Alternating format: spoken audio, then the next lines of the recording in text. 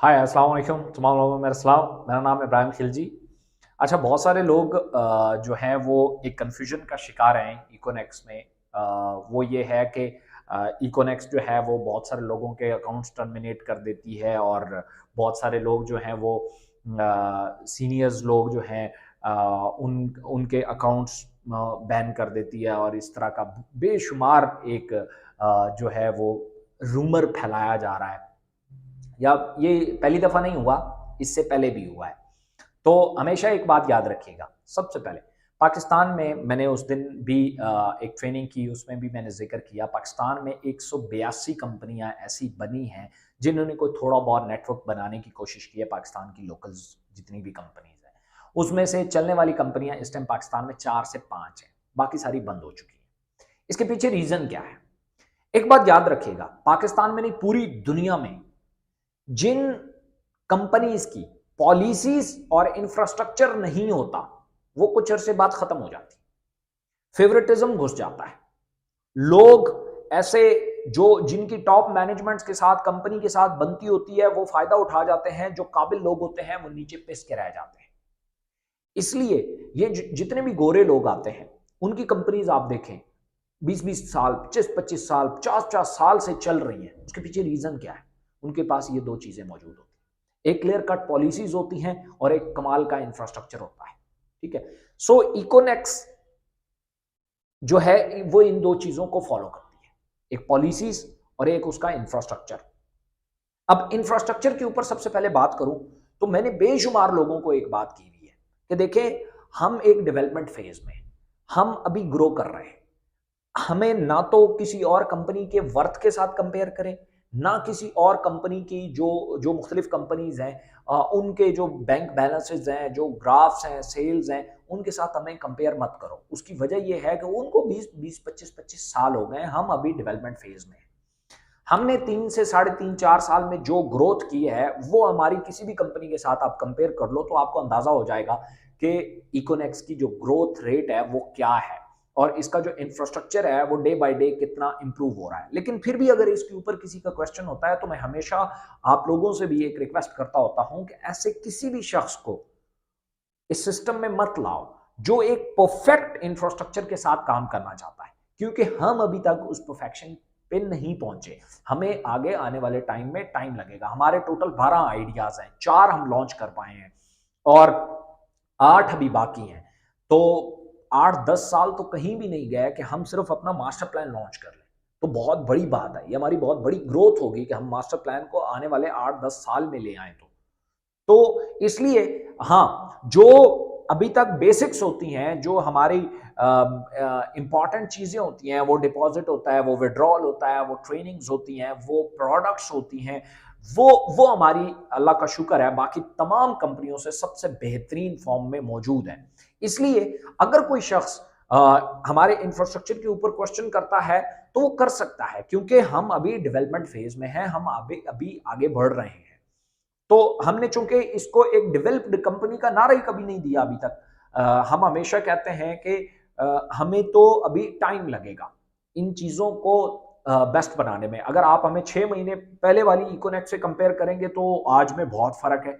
आप 8 महीने साल पहले वाली के साथ कंपेयर करेंगे तो बहुत ज्यादा फर्क है। 2 साल पहले वाली से कंपेयर करेंगे तो आपको 180 डिग्री पे फर्क जो है वो नजर आएगा। सो इसलिए मैं ये बात बिल्कुल बरमला कहता हूं, हालांकि ये बात शायद हो सकता है मेरी सेल को डाउन कर दे, बट मुझे जो लोग मेरे साथ होंगे वो बिल्कुल वो लोग होंगे जिन्हें पता होगा कि भाई इस कंपनी ने अभी डेवलप होना है, अभी इसमें टाइम लगना है, तो प्लस माइनसेस आ सकते हैं। हमारा वेबसाइट डाउन हो सकती है, हमारी प्रोडक्ट्स में कुछ प्रोडक्ट्स जो है वो उनमें कोई क्वालिटी का प्रॉब्लम हो सकता है, डिलीवरी में 2-4 दिन ऊपर नीचे हो सकते हैं, इस तरह के इश्यूज आ सकते हैं। क्योंकि जब भी कोई कंपनी बढ़ रही होती है, ग्रो कर रही होती है, अपने बेसिक इंफ्रास्ट्रक्चर को कंप्लीट कर रही होती है, तो ये चीजें आती हैं। This is the part of game. अब दूसरा सवाल रह जाता है पॉलिसीज का। बहुत सारे लोग एक बड़ा स्टूपिड क्वेश्चन मुझसे करते हैं और मुझे बड़ी हैरानगी होती है कि ये कैसा सवाल है। वो ये कहते हैं कि अच्छा हमें पहले ही दिन बता दें कि आने वाले टाइम में, मतलब आज से 10 साल बाद क्या पॉलिसीज आएंगी, वो हमें अभी बता दें। ये दुनिया में कहीं पे भी पॉसिबल नहीं हो सकता, क्योंकि जब भी कोई पॉलिसीज आती हैं तो वो सिचुएशन के मुताबिक आती है। तो आज से 10 साल बाद वाली सिचुएशन का मुझे नहीं पता। अब जब मुझे नहीं पता तो मैं आज से 10 साल बाद वाली पॉलिसीज आपको कैसे बता सकता हूं? मैं क्या, कोई भी मैनेजमेंट या कोई भी कंपनी आपको नहीं बता सकती। ठीक है, अब जैसे मैं आपको एक एग्जांपल देता हूं। किसको पता था कि कोरोना आएगा? किसी को नहीं पता था। अब बहुत कोरोना आने के बाद बहुत सारी कंपनी ने अपनी पॉलिसीज, तकरीबन हर कंपनी ने अपनी पॉलिसीज जो है उसमें चेंजेस लाए, क्योंकि कोरोना का तो किसी को नहीं पता था। इसी तरीके से ये पाकिस्तान में महंगाई का एक तूफान आया ऐसे 6 7 8 महीने पहले से। अगर आप देखें तो चीजें और थी, आज बिल्कुल और है। अब उसमें हर कंपनी ने अपने रेट्स बढ़ाए, चीजें बढ़ाई, उसको सेट किया। अब उसके ऊपर किसको क्या पता था कि 6 महीने बाद क्या होने वाला है, या आज से 6 महीने बाद एग्जैक्ट महंगाई कहां होगी, ये चीजें कहां होंगी, क्या पता? कोई पता नहीं होता। तो इसलिए जो पॉलिसीज होती हैं वो सिचुएशन के मुताबिक होती है। कुछ चीजें ऐसी होती हैं जो प्रॉब्लम्स आते हैं, कंपनी पॉलिसीज उसके लिए बना के उस चीज को पैक करती हुई आगे बढ़ती है। ये पॉलिसीज क्यों बनाई जाती है? सबसे पहले क्या होता है कि कंपनी की मैनेजमेंट चेंज होती रहती है, उसकी जो टॉप सरफेस है वो भी चेंज हो सकती है। मतलब आज आपके पास आपके सामने जो सीईओ है, कल इस जगह पे कोई और हो सकता है। आज जो आपके पास मैनेजर्स मौजूद हैं, कल वहां कोई और हो सकता है। लेकिन आपका काम डिस्टर्ब नहीं होना चाहिए। क्यों? क्योंकि जिन कंपनीज की पॉलिसीज होती हैं तो फिर आने वाला जो भी शख्स होता है उसे उन पॉलिसीज को फॉलो करना होता है। आईफोन का मालिक मर गया है, आईफोन आज भी चल रहा है। उसकी वजह यह है कि वो एक पूरे इंफ्रास्ट्रक्चर, एक सिस्टम, एक निजाम और एक पॉलिसीज के तहत चल रहा है। वो जो भी आने वाला है वो उसी ट्रैक को ही फॉलो करेगा। इसलिए इकोनेक्स पॉलिसीज लाती है। अब एक सवाल पैदा होता है कि ये जितने भी लोग हैं जिनके हम अकाउंट टर्मिनेट करते हैं या ऑन द रिव्यू डालते हैं, एक बात याद रखिएगा, इन दो में फर्क होता है। अकाउंट्स या आईडी को टर्मिनेट करने में या ऑन रिव्यू डालने में, इन दो में फर्क होता है। पहले इस फर्क को जान के जियो। टर्मिनेट का मतलब होता है हमने बंदे को बैन कर दिया। बैन का जो मतलब होता है, बैन कर दिया, कहानी खत्म हो गई, वो आइंदा के बाद हमारे सिस्टम का हिस्सा नहीं बन सकता, हमारे उसके साथ रास्ते अलग हो गए। ये होता है बैन या टर्मिनेट। ठीक है। दूसरा होता है ऑन रिव्यू। ऑन रिव्यू में क्या होता है? ऑन रिव्यू में ये होता है कि भाई ये अकाउंट फिलहाल के लिए टेम्परेरीली, आर्जी तौर पे एक मुअत्तल है, इसमें कोई इशू है, इसके ऊपर हम छानबीन कर रहे हैं। तो जैसे ही छानबीन कंप्लीट होगी, या तो ये अकाउंट ओपन हो जाएगा या ये उस बंदे के जो है ये टर्मिनेट हो जाएगा, बैन हो जाएगा, या उसके हैंड ओवर हो जाएगा या ये बैन हो जाएगा। अब मैं इसमें एक और बात बताता हूं।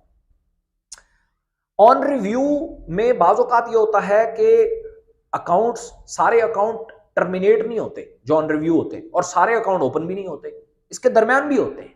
वो दरमियान कौन से होते हैं?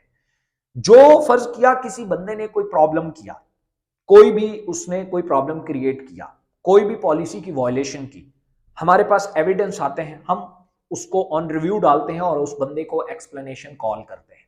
आप आओ, हमें एक्सप्लेन करो, ये चीजें आई हैं आपके बारे में, ये क्या है? अब वो आके हमें एक्सप्लेन करता है। अब वो एक्सप्लेनेशन में अगर बेकसूर पाया जाता है तो ये अकाउंट एज इट इज उसके हैंड ओवर हो जाता है। उसमें किसी तरह का ना बिजनेस लॉस होता है, ना कोई उसे डैमेज होता है। वो सारे फंड्स, वो सारी बिजनेस वॉल्यूम, वो सारा कुछ उसका, उसके जितने भी ऑर्डर हैं, प्रोडक्ट्स, उसकी सारी वो वहां पे मौजूद होती है। दूसरा है कि अगर फर्ज किया वो गिल्टी साबित होता है। अब जब गिल्टी साबित होता है, देन या तो उसके ऊपर जो है वो गिल्टी साबित हुआ तो हम अकाउंट बैन कर देते हैं। जैसे ही वो गिल्टी साबित हुआ हम अकाउंट बैन कर देंगे, उसे कह देंगे भाई मेरे और आपके, हमारे और आपके, कंपनी और आपके रास्ते अलग हो गए, यहां से आप अपना रास्ता, हम अपना रास्ता। अगर वो गिल्टी, दूसरा भी होता है, बाज़ औक़ात वो गिल्टी साबित हो जाता है लेकिन उसका जो जुर्म होता है या वो जो गलती होती है वो इतनी बड़ी नहीं होती कि उसे टर्मिनेट किया जाए, देन उसके ऊपर पेनल्टी डाली जाती है। अब जब पेनल्टी डाली जाती है तो उसकी मुख्तलिफ सूरतें हो सकती हैं।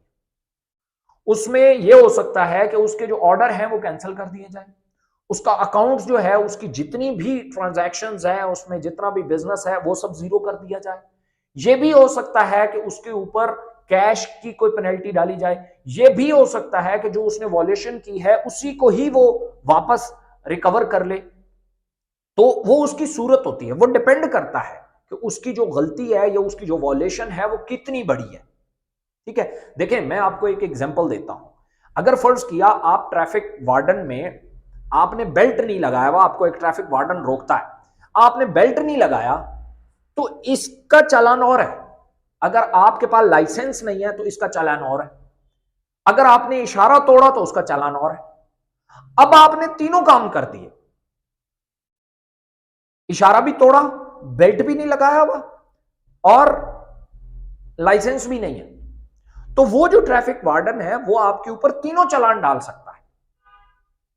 वो तीनों चेक करके आपकी चालान डाल सकता है।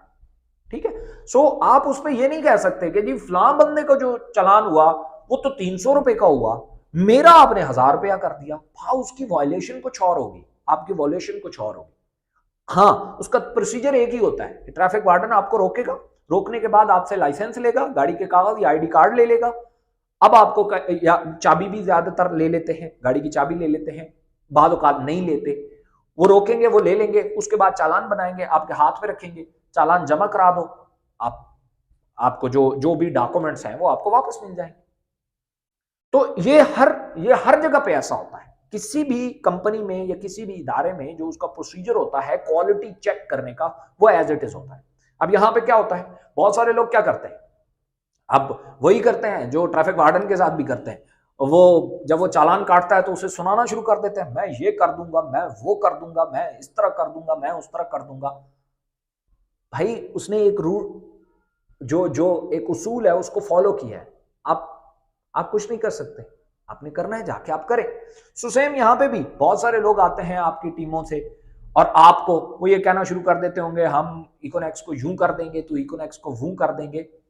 आप बेफिक्र रहे, इकोनेक्स के साथ कोई कुछ नहीं कर सकता। ठीक है, हम उन लोगों को जिनको हम ऑन रिव्यू डालते हैं, उसका मकसद क्या होता है, उसका मकसद होता है क्वालिटी को इंश्योर करना। क्वालिटी सिर्फ प्रोडक्ट्स में तो नहीं होती, क्वालिटी कम्युनिटी में भी होती है। अगर कोई शख्स उसकी वर्किंग से सेल ला रहा है लेकिन हमारा नाम खराब कर रहा है तो हम सेल नहीं चाहिए, हमें वो सेल चाहिए ही नहीं। मैं सबसे पहले आप लोगों को एक बात कहता हूं, झूठ बोल के कभी सेल मत लाओ, हालांकि इसके ऊपर तो कोई कानून नहीं।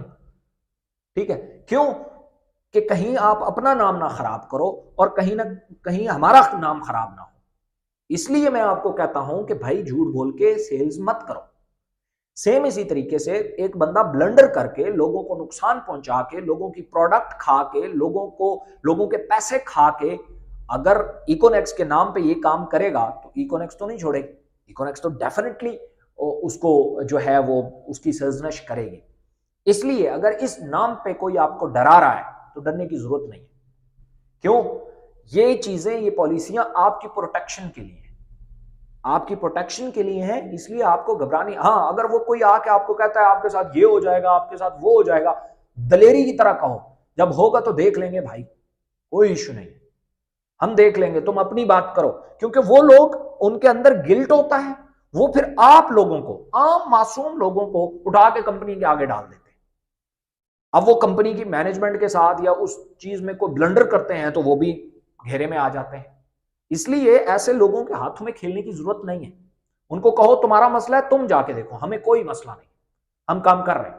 जिस दिन हमारे साथ कंपनी ने किया, बहुत सारे लोग मेरे पास आते हैं, मुझे कहते हैं सर ये तो बड़ी गलत पॉलिसी नहीं है क्योंकि ये तो कल हमारे साथ भी हो सकता है।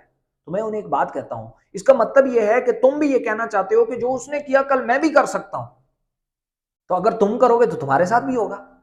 लेकिन तुम मुझे ये गारंटी दे दो कि मैं वो नहीं करूंगा जो उन लोगों ने किया, मैं पॉलिसी की वॉल्यूशन नहीं करूंगा, तो कंपनी आपको क्यों वो करेगी, आपको क्यों आपकी सर्जनिश करेगी। आपने रेड लाइन नहीं तोड़ी, एक इशारा नहीं तोड़ा, आपने बेल्ट लगाया, आपने लाइसेंस है आपके पास, तो कोई क्यों चालान करेगा आपका, ऐसे थोड़ी ना चालान कर देगा।